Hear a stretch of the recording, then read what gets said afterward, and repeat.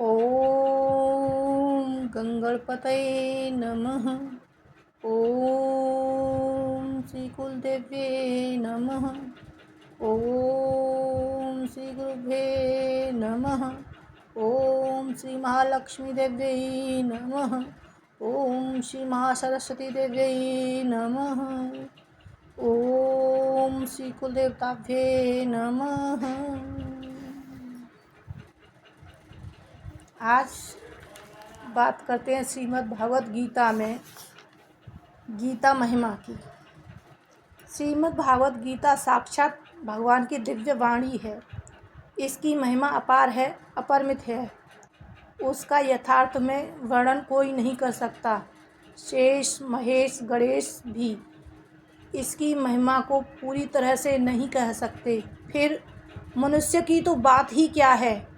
इतिहास, पुराणों आदि में जगह जगह इसकी महिमा गाई गई है, परंतु महिमा इसकी अब तक गाई गई है उसे एकत्र कर लिया जाए तो भी यह नहीं कहा जा सकता कि इसकी महिमा इतनी ही है।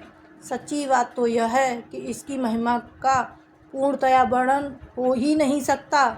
जिस वस्तु का वर्णन हो सकता है वह अपरिमित कहाँ रही, वह तो परिमित हो गई। गीता एक परम रहस्यमय ग्रंथ है। इसमें संपूर्ण वेदों का सार संग्रह किया गया है। इसकी रचना इतनी सरल और सुंदर है कि थोड़ा अभ्यास करने से भी मनुष्य इसको सहज ही समझ सकता है, परंतु इसका आशय इतना गूढ़ और गंभीर है कि आजीवन निरंतर अभ्यास करते रहने पर भी उसका अंत नहीं आता। प्रतिदिन नए नए भाव उत्पन्न होते ही रहते हैं। इससे वह सदा नवीन ही बना रहता है एवं एकाग्रचित होकर श्रद्धा भक्ति सहित विचार करने से इसके पद पद में परम रहस्य भरा हुआ प्रत्यक्ष प्रतीत होता है। भगवान के गुण, प्रभाव, स्वरूप, तत्व, रहस्य और उपासना का तथा कर्म एवं ज्ञान का वर्णन जिस प्रकार इस गीता शास्त्र में किया गया है वैसा अन्य ग्रंथों में एक साथ मिलना कठिन है। भगवत गीता एक ऐसा अनुपमेय शास्त्र है जिसका एक भी शब्द सदुपदेश से खाली नहीं है। गीता में एक भी शब्द ऐसा नहीं है जो रोचक कहा जा सके।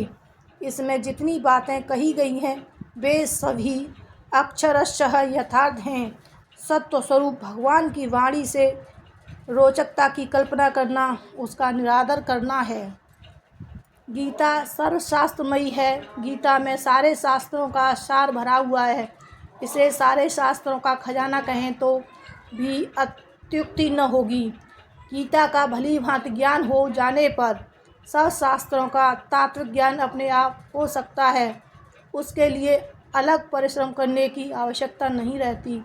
महाभारत में भी कहा है सर्वशास्त्रमयी गीता, परंतु इतना ही कहना पर्याप्त नहीं है, क्योंकि सारे शास्त्रों की उत्पत्ति वेदों से हुई।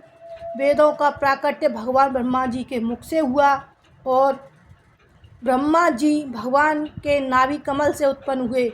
इस प्रकार शास्त्रों और भगवान के बीच में बहुत अधिक व्यवधान पड़ गया है, किंतु गीता तो स्वयं भगवान के मुखारविंद से निकली है, इसलिए उसे सभी शास्त्रों से बढ़कर कहा जाए तो कोई अतियुक्ति न होगी। स्वयं भगवान वेद व्यास ने कहा है गीताशु गीता कर्तव्या किमन्ये शास्त्र संग्रहे या स्वयं पद्मनाभस्य मुखपद्माद्विनिः श्रता। महाभारत के 20 अध्याय 43 श्लोक 1। गीता का ही भली प्रकार से श्रवण, कीर्तन, पठन, पाठन, मनन और धारण करना चाहिए। अन्य शास्त्रों के संग्रह की क्या आवश्यकता, क्योंकि वह स्वयं पद्मनाभ भगवान के साक्षात मुख कमल से निकली हुई है। इस श्लोक में पद्मनाभ शब्द का प्रयोग करके महाभारतकार ने यही बात व्यक्त की है। तात्पर्य यह है कि यह गीता उन्हीं भगवान के मुख कमल से निकली है जिनके नाभि कमल से ब्रह्मा जी उत्पन्न हुए और ब्रह्मा जी के मुख से वेद प्रकट हुए। जो संपूर्ण शास्त्रों के मूल हैं। गीता गंगा जी से बढ़कर है। शास्त्रों में गंगा स्नान का फल मुक्ति बतलाया गया है, परंतु गंगा में स्नान करने वाला स्वयं मुक्त तो हो सकता है, वह दूसरों को तारने की सामर्थ्य नहीं रखता, किंतु गीता रूपी गंगा गोते लगाने वाला स्वयं से मुक्त होता है, वह दूसरों को भी तारने में समर्थ हो जाता है। गंगा तो भगवान के चरणों से उत्पन्न हुई है और गीता साक्षात नारायण के मुखारविंद से निकली है। फिर गंगा तो जो उसमें आकर स्नान करता है उसी को मुक्त करती है, परंतु गीता तो घर घर में जाकर उन्हें मुक्ति का मार्ग दिखलाती है। इन्हीं सब कारणों से गीता को गंगा से बढ़कर कहते हैं। गीता गायत्री से भी बढ़कर है। गायत्री से जप से मनुष्य की मुक्ति होती है, यह बात ठीक है, किंतु गायत्री जप करने वाला भी स्वयं ही मुक्त हो पाता है, पर गीता का अभ्यास करने वाला तो तरन तारन बन जाता है। जब मुक्ति के दाता स्वयं भगवान ही उसके हो जाते हैं, तब मुक्ति की तो बात ही क्या है। मुक्ति उसकी चरण धूलि में निवास करती है। मुक्ति का तो वह सत्र खोल देता है। गीता को हम स्वयं भगवान से भी बढ़कर कहें तो कोई अत्युक्ति न होगी। भगवान ने स्वयं कहा है, गीताश्रये हम तिष्ठामि गीता मे चोत्तम ग्रहम गीता ज्ञानम उपाश्रित्य त्रिलोकान् पालयाम्यहम्। ये 12 पुराण में कहा गया है, मैं गीता के आश्रय में रहता हूँ। मैं गीता के आश्रय में रहता हूँ। गीता मेरा श्रेष्ठ घर है। गीता के ज्ञान का सहारा लेकर ही मैं तीनों लोकों का पालन करता हूँ। इसके सिवा गीता में भगवान मुक्त कंठ से यह घोषणा करते हैं कि जो कोई मेरी इस गीता रूप आज्ञा का पालन करेगा वह निसंदेह मुक्त हो जाएगा। यही नहीं, भगवान कहते हैं कि जो कोई इसका अध्ययन भी करेगा उसके द्वारा मैं ज्ञान यज्ञ से पूजित होऊंगा। जब गीता के अध्ययन मात्र का इतना महात्म्य है, तब तो मनुष्य इसके उपदेशों के अनुसार अपना जीवन बना लेता है और इसका रहस्य भक्तों को धारण कराता है और उसमें उसका विस्तार में प्रचार करता है। उसकी तो बात ही क्या है।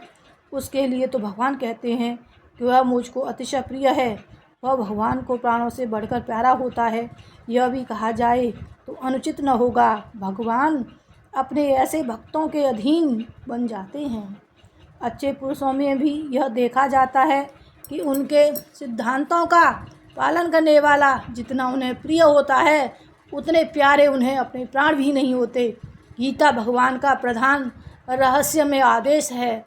ऐसी दशा में उसका पालन करने वाला उन्हें प्राणों से भी बढ़कर प्रिय हो, इसमें आश्चर्य की क्या बात है। गीता भगवान का श्वास है, हृदय है और भगवान की वांगमयी मूर्ति है, जिसके हृदय में, वाणी में, शरीर में तथा समस्त इंद्रियों एवं उनकी क्रियाओं में गीता रम गई है। वह पुरुष साक्षात गीता की मूर्ति है। उसके दर्शन, स्पर्श, भाषण एवं चिंतन से भी दूसरे मनुष्य परम पवित्र बन जाते हैं। फिर उसके आज्ञा पालन एवं अनुकरण करने वालों की तो बात ही क्या है। वास्तव में गीता समान संसार में यज्ञ, दान, तप, तीर्थ, व्रत, संयम और उपवास आदि कुछ भी नहीं है। गीता साक्षात भगवान श्री कृष्ण के मुखारविंद से निकली हुई वाणी है। इसके संकलनकर्ता श्री व्यास जी हैं। भगवान श्री कृष्ण अपने उपदेश का कितना ही अंश तो पद्मों में ही कहा था, जिसे व्यास जी ने ज्यों का त्यों रख दिया। कुछ अंश जो उन्होंने गद्य में कहा था, उसे व्यास जी ने स्वयं श्लोकबद्ध कर लिया। साथ ही अर्जुन, संजय एवं धृतराष्ट्र के वचनों को अपनी भाषा में श्लोकबद्ध कर लिया और इस 700 श्लोक के पूरे ग्रंथ को 18 अध्यायों में विभक्त करके महाभारत के अंदर मिला लिया, जो आज हमें इस रूप में उपलब्ध है। गीता का तात्पर्य क्या है? गीता का तात्पर्य, गीता ज्ञान का अथाह समुद्र है। इसके अंदर ज्ञान का अनंत भंडार भरा पड़ा है। इसका तत्व समझाने में बड़े बड़े दिग्विजयी विद्वान और तत्वालोचक महात्माओं की वाणी भी कुंठित हो जाती है, क्योंकि इसका पूर्ण रहस्य भगवान श्री कृष्ण ही जानते हैं। उनके बाद कहीं इसके संकलनकर्ता व्यास जी और श्रोता अर्जुन का नंबर आता है। ऐसी अगाध रहस्यमय गीता का आशय और महत्व समझना मेरे जैसे मनुष्यों के लिए ठीक वैसा ही है जैसा एक साधारण पक्षी का अनंत आकाश का पता लगाने के लिए प्रयत्न करना। गीता अनंत भावों का अथाह समुद्र है। रत्नाकर में गहरा गोता लगाने पर जैसे रत्नों की प्राप्ति होती है, वैसे ही इस गीता सागर में गहरी डुबकी लगाने से जिज्ञासुओं को नित्य नूतन विलक्षण भाव रत्न राशि की उपलब्धि होती है। परंतु आकाश में गरुड़ भी उड़ते हैं तथा साधारण मच्छर भी इसी के अनुसार सभी अपने अपने भाव के अनुसार कुछ अनुभव करते ही हैं। अतएव विचार करने पर प्रतीत होता है कि गीता का मुख्य तात्पर्य अनादिकाल से अज्ञानवश संसार समुद्र में पड़े हुए जीव को परमात्मा की प्राप्ति करवा देने में है, और उसके लिए गीता में ऐसे उपाय बतलाए गए हैं जिनसे मनुष्य अपने सांसारिक कर्तव्य कर्मों का भली भांति आचरण करता हुआ ही परमात्मा को प्राप्त कर सकता है। व्यवहार में परमार्थ के लिए प्रयोग की यह अद्भुत कला गीता में बतलाई गई है, और अधिकारी भेद से परमात्मा की प्राप्ति के लिए इस प्रकार दो निष्ठाओं का प्रतिपादन किया गया है। वे दो निष्ठाएं हैं ज्ञान निष्ठा यानी सांख्य योग और योग निष्ठा यानी कर्म योग। यहाँ यह प्रश्न होता है कि प्रायः सभी शास्त्रों में भगवान को प्राप्त करने के लिए तीन प्रधान मार्ग बतलाए गए हैं, कर्म, उपासना और ज्ञान। ऐसी दशा में गीता ने दो ही निष्ठाएं कैसे मानी हैं? क्या गीता को भक्ति का सिद्धांत मान्य नहीं है? बहुत से लोग तो गीता का उपदेश भक्ति प्रधान भी मानते हैं, और यत्र तत्र भगवान ने भक्ति का विशेष महत्व भी स्पष्ट शब्दों में कहा है और भक्ति के द्वारा अपनी प्राप्ति सुलभ बताई है। इसका यह उत्तर है कि शास्त्रों में कर्म और ज्ञान के अतिरिक्त जो उपासना का प्रकरण आया है वह उपासना इन्हीं दो निष्ठाओं के अंतर्गत है। जब अपने को परमात्मा से अभिन्न मानकर उपासना की जाती है तब वह सांख्य निष्ठा के अंतर्गत आती है, और जब भेद दृष्टि से की जाती है तब योग निष्ठा के अंतर्गत मानी जाती है। सांख्य निष्ठा और योग निष्ठा में यही मुख्य अंतर है। इसी प्रकार 13वें अध्याय के 24वें श्लोक में केवल ध्यान के द्वारा परमात्मा की प्राप्ति बतलाई गई है, परंतु वहाँ भी यही बात समझनी चाहिए कि जो ध्यान अभेद दृष्टि से किया जाता है वह सांख्य निष्ठा के अंतर्गत है, और जो भेद दृष्टि से किया जाता है वह योग निष्ठा के अंतर्गत है। गीता ने भक्ति को भगवान प्राप्ति का प्रधान साधन माना। लोगों की यह मान्यता भी ठीक ही है। गीता ने भक्ति को बहुत ऊंचा स्थान दिया और स्थान स्थान पर अर्जुन को भक्त बनने की आज्ञा भी दी है, परंतु गीता ने निष्ठाएं दो ही मानी हैं। इनमें भक्ति योग निष्ठा में शामिल है, क्योंकि भक्ति में द्वैत भाग रहता है, और इसलिए ऐसा मानना युक्ति विरुद्ध भी नहीं कहा जा सकता। भक्ति किस प्रकार योग निष्ठा के साथ मिली हुई है, इस पर आगे चलकर विचार किया जाएगा। अस्तु।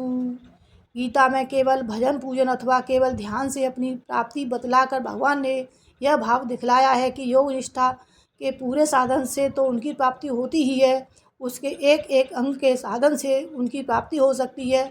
यह उनकी कृपा है कि उन्होंने अपने को जीवों के लिए इतना सुलभ बना दिया है। इसके अतिरिक्त गीता में ज्ञान और कर्म शब्दों का प्रयोग जिन जिन अर्थों में हुआ है वह भी विशेष रहस्यमय है। गीता कर्म और कर्मयोग तथा ज्ञान और ज्ञान योग एक ही चीज़ नहीं है। गीता के अनुसार शास्त्र विहित कर्म ज्ञान निष्ठा और योग निष्ठा दोनों ही दृष्टियों से हो सकते हैं। ज्ञान निष्ठा में भी कर्म का विरोध नहीं है, और योग निष्ठा में तो कर्मों का संपादन ही साधन माना गया है और उनका स्वरूप से त्याग उल्टा बाधक माना गया है। दूसरे अध्याय के 47वें से लेकर 51वें श्लोक तक तथा तीसरे अध्याय के 19वें से चौथे अध्याय के 42वें श्लोक में अर्जुन को योग निष्ठा की दृष्टि से कर्म करने की आज्ञा दी गई है और तीसरे अध्याय के 28वें तथा 5वें अध्याय के 28वें, 9वें और 13वें श्लोकों में सांख्य यानी ज्ञान निष्ठा की दृष्टि से कर्म योग करने की बात कही गई है। सकाम कर्म के लिए किसी भी निष्ठा में स्थान ही नहीं है। सकाम कर्मियों को तो भगवान ने तुक्ष बुद्धि बतलाया है और ज्ञान का अर्थ भी गीता में केवल ज्ञान योग ही नहीं है। फलस्वरूप ज्ञान तो सब प्रकार के साधनों का फल है, जो ज्ञान निष्ठा और योग निष्ठा दोनों का फल है और जिसे यथार्थ ज्ञान अथवा तत्व ज्ञान भी कहते हैं, उसे भी ज्ञान शब्द से ही कहा है। चौथे अध्याय के 24वें और 25वें अध्याय के उत्तरार्ध में ज्ञान योग का वर्णन है और इसी अध्याय के 36वें तथा 39वें तक फलस्वरूप ज्ञान का वर्णन है। इसी प्रकार अन्यत्र भी प्रसंगानुसार समझ लेना चाहिए। अब श्री कृष्ण भगवान जी यही तो कहते हैं, कर्मण्येवाधिकारस्ते मा फलेषु कदाचन। कि हे प्राणी, तू कर्म करता चल और फल की इच्छा छोड़ दे। श्री कृष्ण गोविंद हरे मुरारी, हे नाथ नारायण वासुदेव। श्री कृष्ण गोविंद हरे मुरारी, हे नाथ नारायण वासुदेव।